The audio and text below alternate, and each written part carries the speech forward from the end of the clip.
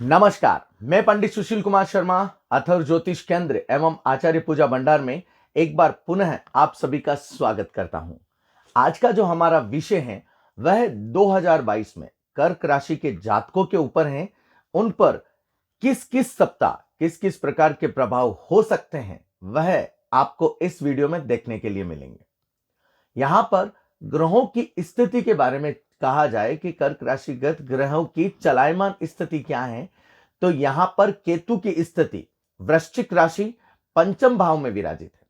इसके साथ ही मंगल, शुक्र, बुध, चंद्रमा मकर राशिगत सप्तम भाव में चलायमान है। सूर्य और गुरु की स्थिति अष्टम भाव में है और जो राहु है वह जातक की कुंडली में एकादश भाव में चलायमान कहा जाता है। यहां पर कर्क राशि के जातकों के बारे में 1 से 7 मार्च का जो समय है वह शुरुआती चरण नकारात्मकता से पूर्ण रह सकता है। यहां पर जातक अपनी आय से ज्यादा खर्च से परेशान रहता है। उसे ऐसा लगता है कि मैं जितना कर रहा हूं उससे कहीं ज्यादा तो जा रहा है। यहां पर इस समय अवधि के मध्यम चरण में यदि बात की जाए तो वहां पर जातक यदि अपने वाहन को नियमित स्पीड के ऊपर लेके जाए तो अच्छा है, वरना जातक को नुकसान और हानि की संभावनाएं हो सकती हैं। यहां पर जो यह चरण है इस समय अवधि में जातक को कहीं ना कहीं पारिवारिक चिंताएं भी रह सकती हैं। इस समय अवधि के अंतिम चरण में बात की जाए तो जातक को इस अंतिम चरण में आर्थिक स्थिति में सुधार आएगा और इस समय अवधि में कर्क राशि के जातकों के लिए गुड न्यूज भी मिलेगी। कहीं ना कहीं जातक कोई बड़ी डील को क्रैक कर सकता है। इस समय अवधि के अंतिम चरण में जातक को राजकीय सम्मान या फिर मान प्रतिष्ठा में वृद्धि के योग बनते हैं। इसके साथ ही इस समय अवधि में 1 से 7 मार्च के मध्य में जातक साहसी प्रवृत्ति रखकर भी कार्य करता है, जिससे जातक को धन लाभ की प्राप्ति होती है। द्वितीय सप्ताह 8 से 15 मार्च की यदि बात की जाए तो यह जो शुरुआती चरण है यह जातक के लिए बहुत लाभकारी रहेगा। यहां पर ऐसा कहा जाता है कि जातक के इस समय अवधि में महालक्ष्मी जी प्रसन्न रहेंगे, क्योंकि यहां पर मंगल शनि की जो युति है वह जातक की कुंडली में किम्हुना योग करती है। यहां पर ऐसा कहा जाता है कि कर्क राशि के जातकों को जो अटका हुआ पैसा है या धन आगमन के जो रास्ते प्रबल नहीं हो रहे हैं इस समय अवधि में जातक के होंगे। लेकिन जो यह मध्यम चरण है जातक के, उस समय अवधि में जातक से किसी ना किसी प्रकार का कोई भी गलत कार्य हो सकता है, जिससे जातक कानूनी पड़पंच में भी फंस सकता है।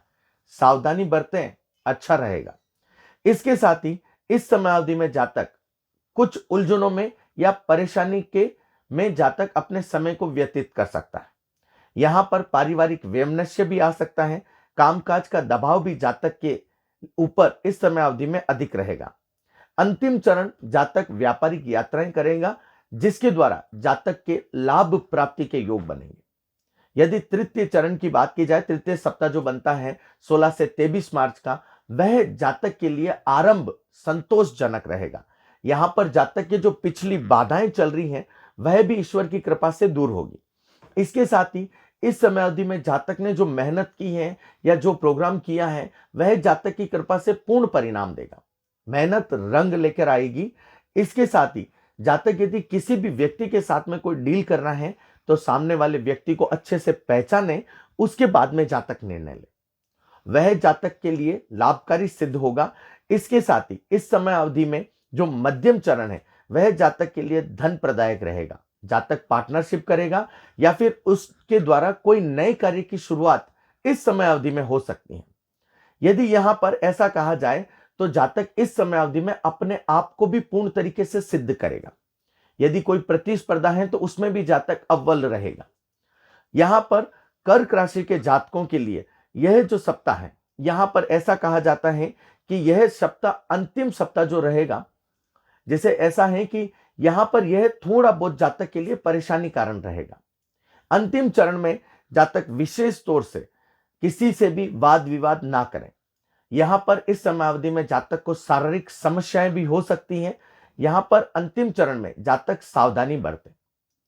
कहीं ना कहीं जातक की छवि खराब करने के लिए लोग बैठे रहेंगे, या फिर ऐसा हो सकता है कि जातक की किसी ना किसी कार्य में बदनामी के योग बने। यहां पर आप कोई भी कार्य कर रहे हैं विशेष तौर से ध्यान रहे। और मैं तो ये कहता हूं 16 से 31 वर्ष तक जातक किसी भी निर्णय में या किसी भी कार्य में सावधानी बरतें। पारिवारिक वाद विवाद हो वहां पर भी सोच समझ कर बोलें, क्योंकि छवि खराब होना अच्छा नहीं कहा जाता। अंतिम सप्ताह 24 से 31 मार्च की जो शुरुआत रहेगी वह जातक के लिए अच्छी रहेगी। जातक को कहीं ना कहीं से शुभ समाचार मिल सकते हैं। यदि जातक करियर पक्ष में मेहनत कर रहा है तो वहां पर भी जातक के बाधाएं दूर होगी। विवाह पक्ष के लिए जिन जातकों के लिए समस्या हो रही है, ईश्वर की कृपा से वह भी इस समय अवधि में दूर हो सकती है। इसके साथ ही जातक इस समय अवधि में सुखद जीवन के प्रति अग्रसर रहेगा, सुकून महसूस करेगा। अंतिम चरण की बात की जाए तो यह जातक के लिए यात्रा कारक भी रहेगा। जातक को इस समय चिंताएं भी रहेगी। यहां पर जातक अपनी ऊर्जा को व्यर्थ में गवा सकता है। इसके साथ ही इस समय अवधि में जातक किसी भी प्रकार की लापरवाही ना बरतें, उचित निर्णय लें या फूक फूक कर कदम रखें, वह जातक के लिए अच्छा रहेगा। कर्क राशि वाले जातक इस समय अवधि में विशेष तौर से निर्णय क्षमता के ऊपर ध्यान दें, या फिर कोई भी कार्य कर रहे हैं उसको भी सोच विचार कर करें, वह जातकों के लिए अच्छा रहेगा। इस समय अवधि के जो अंतिम चरण है 30 तारीख के बारे में या 31 तारीख के बारे में मैं चर्चा करता हूं, तो वह जातक के लिए शुभ रहेगा। वहां पर जातक सुधार लेकर आएगा, या फिर जो भी समस्याएं चल रही हैं उसको जातक फेस करेगा और उनसे निजात पाएगा। इसके साथ ही जातक इस समय अवधि में हो सकता है कि अपने व्यवहार को थोड़ा सा बदले, जिससे जातक को लाभ की प्राप्ति के योग बनेंगे और जातक के जो नियमित कार्य हो रहे हैं उनमें सफलता की प्राप्ति होगी। ओवरऑल यदि देखा जाए तो 1 से 15 मार्च का समय जातक के लिए धन प्रदायक रहेगा, और 16 से 31 मार्च के समय में जातक को निर्णय लेते समय विशेष तौर से ध्यान रखना है। वरना जातक के लिए पारिवारिक, सामाजिक या फिर व्यवसायिक समस्याएं उत्पन्न हो सकती हैं, छवि खराब होने के योग हो सकते हैं। जातकों के लिए भगवान भोलेनाथ की पूजा करना श्रेष्ठ रहेगा। आपका दिन मंगलमय हो। यदि आपने अभी तक अथर्व ज्योतिष केंद्र को सब्सक्राइब नहीं किया है तो आप उसे सब्सक्राइब अवश्य करें। आपके चाहे हस्तरेखा के संबंधित, कुंडली के संबंधित, अंक ज्योतिष के संबंधित, स्वप्न शास्त्र के संबंधित यदि आपके किसी भी प्रकार के कोई सवाल हैं तो आप मुझे व्हाट्सएप कर सकते हैं। उचित समय मिलने के बाद आपको उन सवालों के जवाब दिए जाएंगे। आपका दिन मंगलमय हो। हरे कृष्णा।